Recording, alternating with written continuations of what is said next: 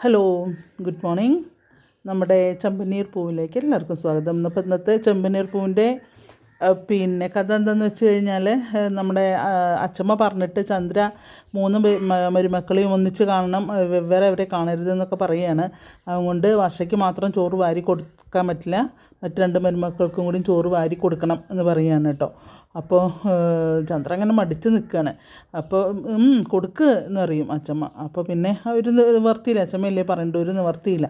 അങ്ങനെ വർഷയ്ക്ക് കൊടുക്കും, പിന്നെ ശ്രുതിക്ക് കൊടുക്കും, പിന്നെ നമ്മുടെ രേവതിയുടെ വായിലിങ്ങനെ കുത്തി തിരികെ പോലെ കൊടുക്കുമ്പോൾ എന്ന് പറയാണ്. അപ്പോൾ ചന്ദ്രേ, നീ മര്യാദയ്ക്ക് കൊടുക്കുക ഭക്ഷണം, അവർക്കൊക്കെ കൊടുക്കും പോലെ സന്തോഷമായിട്ട് തന്നെ രേവതിക്കും കൊടുക്കുക, നീ എന്തിനാ രേവതിയെ വേറെ കാണുക എന്ന് പറയും. അപ്പോഴേക്കും സച്ചി ഇടപെടും.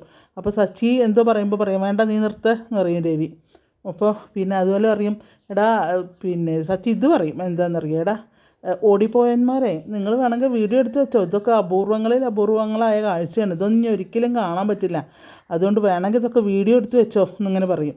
അപ്പോൾ രവി പറയും, അത് ശരിയാണ് മക്കളെ,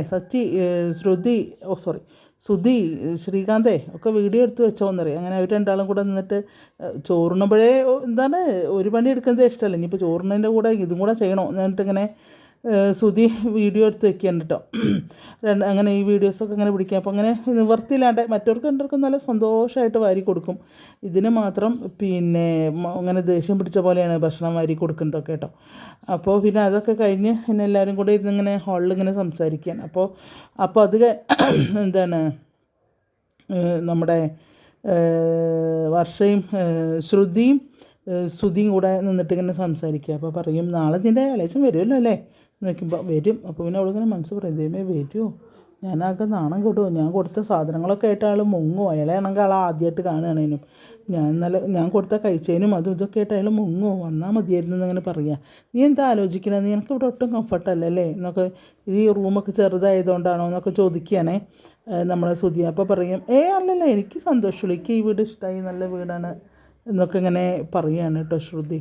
അപ്പോൾ പറയുക, ശരി എന്നാൽ നീ വാതിലൊക്കെ അടച്ച് ലൈറ്റൊക്കെ ഓഫാക്കി കിടന്നോ എന്ന് പറയുകയാണ് ശ്രുതി. എന്നിട്ട് അങ്ങനെ അവൻ പോയി കിടക്കും. പിന്നെ ഇവളിങ്ങനെ ആലോചിച്ചുകൊണ്ട് നിൽക്കുകയാണ്, എന്താവും സ്ഥിതി, ഇനി വന്നു കഴിഞ്ഞാൽ കളിയെങ്ങാനും വെളിച്ചത്തായി കഴിഞ്ഞാൽ പിന്നെ എനിക്കിവിടെ നിൽക്കണ്ട, അല്ലെങ്കിലോ സച്ചി ഇങ്ങനെ കളിയാക്കിയും കൊണ്ടിരിക്കുകയാണ്, ഇനി അതിൻ്റെ കൂടെ ഇത് വേറെ വല്ല പ്രശ്നങ്ങളും ആയിക്കഴിഞ്ഞാൽ പിന്നെ എനിക്കിവിടെ നിൽക്കേണ്ടി വരില്ല എന്നൊക്കെ ഇങ്ങനെ പറഞ്ഞുകൊണ്ടിരിക്കുകയാണ്. അത് കഴിഞ്ഞ് പിന്നെ കാണുന്നത് വർഷയും ശ്രീകാന്തുള്ള സംഭാഷണം. ശ്രീകാന്തിനോട് ഇങ്ങനെ പറയുകയാണ്, എങ്ങനെ വർഷം ഓക്കെ അല്ലേ നീ നോക്കി ശ്രീകാന്ത് വന്നിട്ട്. അതിൽ പറയും, നിങ്ങളുടെ ഏട്ടൻ സച്ചിയേട്ടൻ ഇങ്ങനെ ആവാൻ തന്നെ കാരണം നിങ്ങളെ അച്ഛമ്മയാണ്, രണ്ടാളുടെയും സ്വഭാവം ഒരുപോലെ തന്നെയാണ്, ഇവിടെ നിന്ന് വളർന്നു എന്നല്ലേ പറയുന്നത് എന്ന് പറയുമ്പോൾ, അതെ, പക്ഷെ ഒന്ന് ഞാൻ പറയാം വർഷ, അവർ രണ്ടാളും നല്ല സ്നേഹമുള്ള മനുഷ്യരാണ്, ഉള്ളത് മുഖത്ത് നോക്കി പറയും, അത്രയേ ഉള്ളൂ, അല്ലാണ്ട് വേറെ പ്രശ്നമൊന്നുമില്ല എന്ന് പറയും. അപ്പോൾ വർഷം അറിയും, ഇവിടെ ഇപ്പോൾ 4 ദിവസം തഴച്ച് നിൽക്കാൻ പറ്റും തോന്നുന്നില്ല, കാരണം അയാളുടെ സംഭാഷണം ഒട്ടും ശരിയില്ല, അതുപോലെ തന്നെ അച്ഛമ്മയും ഒരു സുഖമില്ല എന്നൊക്കെ ഇങ്ങനെ പറയുകയാണേ. അപ്പോൾ അത് തന്നെ സച്ചിങ്ങനെ ശ്രീകാന്ത് ഇങ്ങനെ പറയുകയാണ്, നീ വിചാരിക്കുന്ന പോലെയല്ല, അവരൊക്കെ പാവങ്ങളാണെന്നൊക്കെ ഇങ്ങനെ പറയുകയാണ് കേട്ടോ. അപ്പോൾ അവിടുന്ന് പിന്നെ കാണിക്കുന്നത് നമ്മളുടെ രേവതി ഇങ്ങനെ ഇരുന്ന് മുല്ലപ്പൂമാല കെട്ടുകയാണ്. മുല്ലപ്പൂമാല ഇങ്ങനെ കെട്ടിക്കൊണ്ടിരിക്കുമ്പോൾ സച്ചി അങ്ങോട്ട് വരും.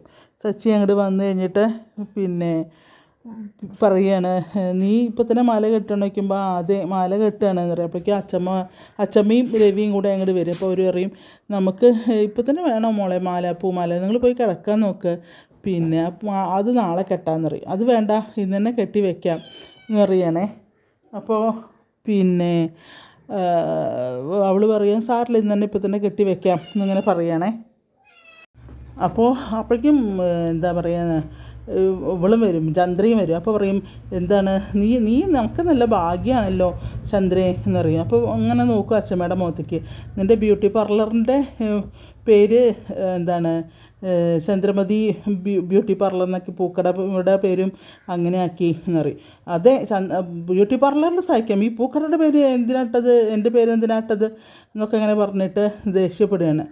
അപ്പോൾ കണ്ടോമ്മേ, ഇതാണ് പ്രശ്നം വളരെ എന്നിങ്ങനെ പറയും. അതിനിപ്പോൾ എന്താ കുഴപ്പം, ആ പൂക്കടയ്ക്ക് അങ്ങനെ പേരിട്ടുണ്ടോ എന്താ കുഴപ്പം എന്നൊക്കെ അത് ഞാൻ വീട്ടിലേക്ക് വരുന്ന വഴിക്ക് തന്നെ പൂക്കടയും കൊണ്ടിട്ടിരുന്നു മനുഷ്യരെ നാണം കെടുത്താൻ വേണ്ടിയിട്ട് ഇതാണെന്നൊക്കെ ഇങ്ങനെ പറയുകയാണ് ചന്ദ്ര കേട്ടോ.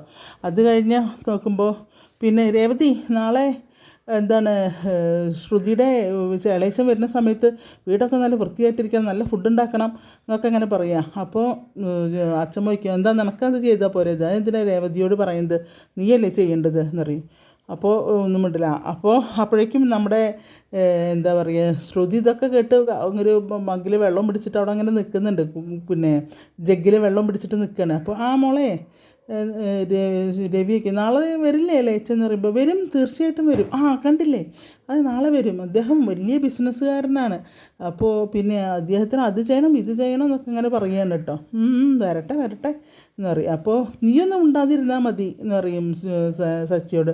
വേണ്ട ഇത് കൊടുക്കണം, അയാൾക്ക് റെസ്പെക്റ്റ് കൊടുക്കണം വരുമ്പോൾ. പറയുമ്പോൾ ഇങ്ങോട്ട് ചെയ്താൽ അങ്ങനെ തന്നെ അങ്ങോട്ടും ചെയ്യുള്ളൂ, അല്ലാണ്ട് അനാവശ്യമായിട്ട് സംസാരിക്കാൻ വന്നിട്ടുണ്ടെങ്കിൽ എൻ്റെ സ്വഭാവം മാറുന്നൊക്കെ നമ്മുടെ സച്ചിയും പറയണം. അപ്പം അത് ഇനി എല്ലാവരും കിടക്കാൻ നോക്ക് എന്നറിയാം. അപ്പോൾ നമ്മുടെ സച്ചി എന്ത് പറയും, ഞങ്ങളിന്ന് പുറത്താണ് കിടക്കുന്നത് എന്ന് പറയും. പുറത്ത് കൊണ്ടുപോയി കട്ടിലിടാം, നമുക്ക് അവിടെ കിടക്കാം രേവതി എന്നറിയും. അപ്പോൾ ശരി പറഞ്ഞിട്ട് അങ്ങനെ കട്ടിലൊക്കെ കൊണ്ടുപോയി അവിടെ വയ്ക്കുകയാണ്. പുറത്ത് കൊണ്ടിട്ട് ഒക്കെ ബെഡൊക്കെ വിരിച്ച് നിൽക്കുമ്പോഴേക്കും രേവതി എന്നിട്ട് അവിടെ വന്നിരിക്കുക, നീ ഇവിടെ ഇരിക്കുക എന്ന് പറഞ്ഞിട്ട് ഇങ്ങനെ സച്ചി പിടിച്ച് രേവതി അടുത്തിരുത്തുകയാണ് കേട്ടോ.